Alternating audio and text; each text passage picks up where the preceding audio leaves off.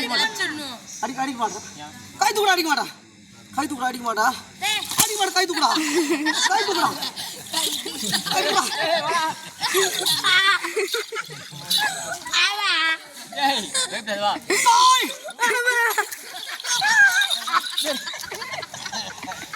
வாடா ஓகே காய் கமக்கா ஓய் வரியோ என்ன சமல வந்து குடியவா ஏய் விளக்கத்தை விளக்கமாக சொன்னால் தெரியும் அப்படி சொல்லாவிட்டா எவருக்கும் தெரியாது நான் சொல்லக்கூடிய வார்த்தை அடி மரமா இது சிவி கூர்ந்து கடிக்கிறான் அப்படி கேட்கவில்லை என்றால் கட்டி குடுறா அப்படி விளக்கத்தை விளக்கத்தை சொல்லி கொண்டு வரேன்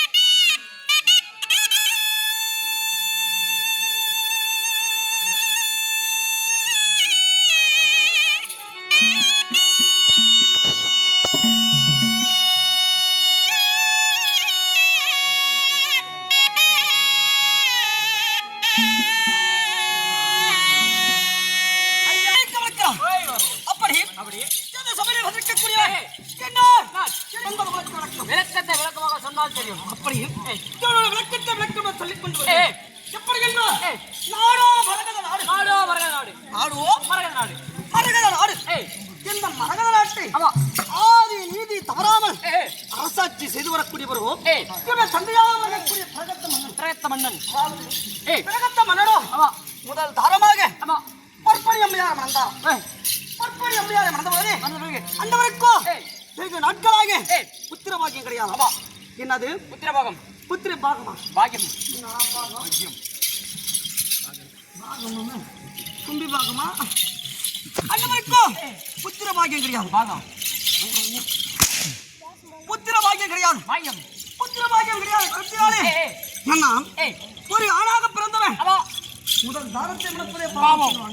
ஆனால் என்னுடைய தந்தையோ இரண்டாவது தாரமாக கற்பணி அம்மையார் மணந்தான். கற்பணி யாரு? தந்தையார். கற்பணி அம்மையார் மணந்தான். கற்பணி அம்மையார் மணந்தவுடனே அந்தவருக்கும் மிக நாட்களாக இருந்தோம்.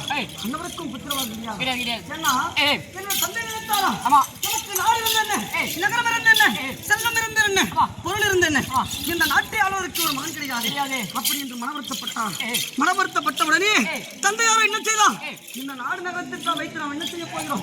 எப்படி என்றால் அதாவது ஏழாவது சாலையை சென்று அந்த உமாபுரத்தில் தவம் புரிந்து அந்த இடத்துல பிள்ளை பாக்கி பெற்றுள்ளா அப்படி என்று காடுவார்கள் சென்று கொண்டிருந்தான். சென்று கொண்டிருக்கும் ஏதோ என்ன செய்தாராம்? ஒரு கழகத்தின் வழியாக வந்து கொண்டிருந்தாராம். அந்த கழகத்திலிருந்து அதாவது ஓ மரகத மன்னா அப்படி என்று குரல் கேட்டார். குரல் கேட்ட வழியா இவனோட தந்தையோ பின்ன பார்த்தாராம். பார்த்தவுடனே நம்மை அழைத்தது அப்படி என்று பார்த்தாராம். திரும்பவும் நடந்தாராம். நடந்தவுடனே ஓ மரகத மன்னனே அப்படி என்று சொன்னவுடனே திரும்பி பார்த்தாராம். திரும்பி பார்த்தவுடனே அந்த கழகத்திலே ஒரு மாமரமாக இருந்ததாம். அந்த மாமரத்தடியிலே அதாவது சண்ட கௌசிகமா முனிவர் என்று சொல்லக்கூடிய ஒரு முனிவரை தவத்தை மேற்கொண்டு கொண்டிருந்தாராம். அண்ணவரை என்ன செய்தாராம்? மரகதமன்னோ ஐயோ கழகத்திற்கு வருவது என்றாலே அதாவது வரக்கூடிய நீயோ இன்றைய தினத்திலே அதாவது ஒரு சன்னியாசி போல ஒற்றுமையா தனியா வந்திருக்கு. இது என்ன காரணம் என்று கேட்க ஐயா எனக்கு நாடு இருந்து என்ன, நகரம் இருந்து என்ன, இந்த நாட்டை ஆளுவதற்கு ஒரு மகன் தெரியாது. எப்படி என்றால் அந்த சண்டை முனிவரோ ஒரு மாமரத்தடியிலே தவத்தை மேற்கொண்டிருந்தார். அந்த மாங்கனியோ வருடத்திற்கு ஒரு முறை மாங்கனி காய்க்குமா. அப்பொழுது இவருடைய தந்தை சென்ற பொழுதோ அந்த மாங்கனியாக பட்டதோ அந்த சண்டை கௌசிகமா முனிவர் கத்திலே விழுந்த உடனே என்னோட தந்தை சொன்னாராம் எப்படி என்றால் இதுவோ ஒரு வருடத்திற்கு ஒரு முறை காய்க்கக்கூடிய கனி.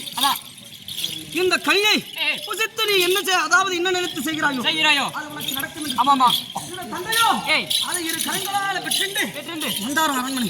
ஒரு சமயத்திலே என்னுடைய இரு தாய்களோ அரண்மனை வாய்ப்படியை நின்று கொண்டிருந்தாரோ.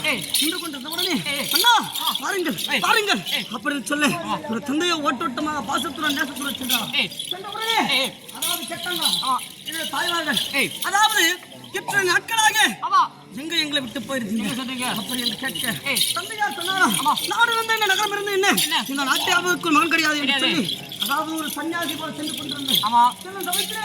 ஒரு முனிவராகப்பட்டவோ இந்த பழத்தை கொடுத்தாரு. இந்த பழத்தை புசித்தால் நீங்கள் என்ன அதாவது நிறுத்திக் கொள்கிறீர்களோ அது நடக்கும் என்று சொல்ல தந்தையோ அதாவது என்னுடைய பெரிய தாயார் கேட்டாங்களா ஐயா அதாவது என்னோட பற்பணி கேட்டாங்களா ஐயா கொடுங்க அந்த மாங்கனியை கொடுங்க நான் உங்களுக்கு குழந்தை பெற்று தருகிறேன் சொல்ல என்னோட இரண்டாவது தாயார் சொன்னாங்களா கற்பணி அம்மா ஐயா நானும் வயதுல கொஞ்சம் கிளைவேன் நான் பெற்று தருகிறேன் என்னோட கருத்துல அந்த மாங்கனியை கொடுங்க அப்படி என்று சொல்ல தந்தையார் நிறுத்தலாம் நாட்களாக அதாவது ஒரு வயசு பிரச்சனை என்றாலும் ஒற்றுமையாக வாழ்ந்து கொண்டு வந்தாங்களே நம்மால் இருவருக்கும் சண்டை ஏற்பட்டது என்று சொல்லி என்ன செய்தாரா அந்த மாங்கனியை வளர்ந்தாலே பெற்று கருத்தாலே எடுத்து அதாவது அந்த மாங்கனியை எந்தகாய் பிளந்தால் தன்மை போல கிழக்குமோ சரி சமமாக அது போல என்னோட தந்தையார் பிளந்தாராம். பிளந்த உடனே ஒரு தாய்க்கு ஒரு பகுதியும் இன்னொரு தாய்க்கு ஒரு பகுதி கொடுத்தாராம். கொடுத்த உடனே அதாவது 3 மாதம் தெளிந்து என்னோட தாய்மார்களும் கர்ப்பம் அதாவது இது செய்தார்கள். 10 மாதம் கழிந்த உடனே தாய்மார்கள் இருவரும் கர்ப்பவேதனை பட்டாங்க. கர்ப்பவேதனை பட்டாங்க. அதாவது தாயோட அருகாமல் இருக்கக்கூடிய தாதிமார்களும் ஒட்டொட்டமாக ஓடி வந்து ஐயா உங்களுடைய மனைவி இருவரும் கர்ப்பவேதனை பட்டுக் கொண்டிருக்காங்க. அப்படி சொல்ல கர்ப்பவேதனை பட்டுக் கொண்டிருக்காங்க என்று சொல்லி அதாவது இந்த காலத்தில் தான் அதாவது இந்த காலத்துல தான் அதாவது மருத்துவமனை அதாவது ஹாஸ்பிட்டல் அக்காலத்திலே அதாவது ஒரு நாட்டுக்கு ஒரு மருத்துவர் கேள்வி இருப்பாங்க. அப்படி மருத்துவச்சி என்று சொல்லக்கூடிய அவரை அழைத்து வந்த உடனே என்ன செய்தாரா தந்தையோ அருகாமல் இருக்கக்கூடிய தாதிமார்களோ மொட்டமாக ஓடி வந்து ஐயா உங்களுக்கு இந்த நாட்டை ஆளக்கூடிய ஒரு மகன் பிறந்திருக்கான் அப்படின்னு சொல்ல தந்தையோ ஒட்டொட்டமாக வந்தாரா வேணா இத்தனை நாட்களாக நம்முடைய நாட்டை ஆளுக்கு என்று சொல்லி ஒட்டொட்டமாக வந்தாரா தந்தை என்னை பார்க்கலாம் என்று நானும் என்ன செய்திருந்தேன் ஒரு தாயோட வயிற்றிலே ஒரு கண் ஒரு முக்கு துவாரம் ஒரு காது ஒரு செவி அதாவது ஒரு கை ஒரு காது மற்றொரு தாய் வயிற்றிலே அதே போல ஒரு கண் ஒரு முக்கு துவாரம் ஒரு செவி ஒரு கை ஒரு காது பிறந்தான் மொத்தம் தந்தை நடுவில் இருக்குமே எல்லாம் அப்படித்தாண்டா அது ஒரு பகுதி இது ஒரு பகுதி இதுன்னா ரெண்டு இல்லை உனக்கு எல்லாரும் ஒன்று தாங்க எல்லாரும் ஒன்று தான் இருக்குது ஆமா அது கீழே இருக்குது அது ரெண்டு கோழி உண்டு ஆமா அது போல ஒரு தாய்மொழி வச்சு ஒரு பகுதியும் மூணு சாய் பகுதியில் ஒரு பாதி இருந்தா பார்த்தாரா தந்தை நம்முடைய நாட்டு ஆளுநருக்கு ஒரு மகனை பெருக்கலாம் வேண்டும் என்றால் இப்படி இருக்கிறான் என்று சொல்லி இந்த மந்திரி மகனத்தில் சொன்னாராம். அதாவது இந்த சிசுவை எடுத்து நம்முடைய நாட்டிற்கு அப்புறமாக வீசி விடுங்க சொல்ல மந்திரிமார்களை ஒட்டட்டமாக சென்று அந்த என்னையோ இந்த நாட்டிற்கு அப்புறமாக வீசினார். வீசும் தலைத்து என்னை வீசிய அருகாமையே அதாவது ஒரு கோவில் இருந்ததாம். என்ன கோவில்? அம்மன் ஆலயம் ஆலயம் இருந்ததா அதாவது சரதேவி ஆலயம் அந்த சரதேவி ஆலயத்திலே அதாவது அந்த சரதேவி அம்மையாராகப்பட்டவரோ ஆன தினமும் அதாவது பவனி வருவது வழக்கம் வரும் சமயத்திலே பார்த்தாராம் அதாவது அந்த அம்மா பவனி வந்துவிட்டு சரியாக 12 மணி ஆலயத்திற்கு திருமணம் சமயத்திலே அந்த அம்மையாருக்கு நான் வேலை தென்பட்ட உடனே ஐயரா யார் என்று பார்த்தாரா வருவாயில் வந்து பார்த்த உடனே நாம் எத்தனையோ நலமையில ஒன்றிருக்கோம் இது எல்லாம் விசித்திரமா இருக்கிறது அப்படின்னு சொல்லி தன்னுடைய ஞான திசையாலே பார்த்தாரா பார்த்த உடனே இந்த சிசுவோ காலத்திலே மரகத நாட்டை ஆளக்கூடிய ஒரு மன்னன் அப்படின்னு சொல்லி அந்த தாயோட அணினாலே என்னுடைய இரு உரல்களும் அப்படியே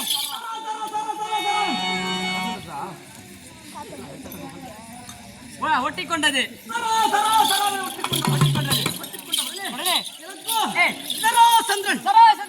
அப்படி என்று பேர் வைத்தாங்க. தந்தையுடைய கலைவிலே சென்று அந்த சரதேவியாகப்பட்டவளோ உங்களுடைய மகன் இங்க இருக்கிறான் என்று சொல்லி என்னோட தந்தையோ ஒட்டொட்டமாக வந்து பார்த்து சென்ற உடனே என்னோட தந்தைக்கோ அதாவது என்ன செய்து விட்டார் அதாவது வயதாகி விட்டது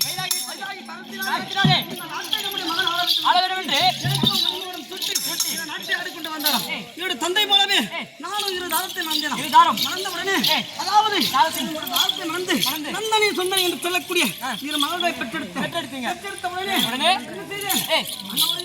நம்முடைய செல்வாத்திற்கும் நம்முடைய பணத்திற்கும் நம்முடைய குணத்திற்கும் ஏற்றவாறு ஒரு இடத்தை தர வேண்டும் என்று சொல்லி அதாவது துரகாபுரியை ஆண்டு வரக்கூடிய அதாவது துரகாபுரியை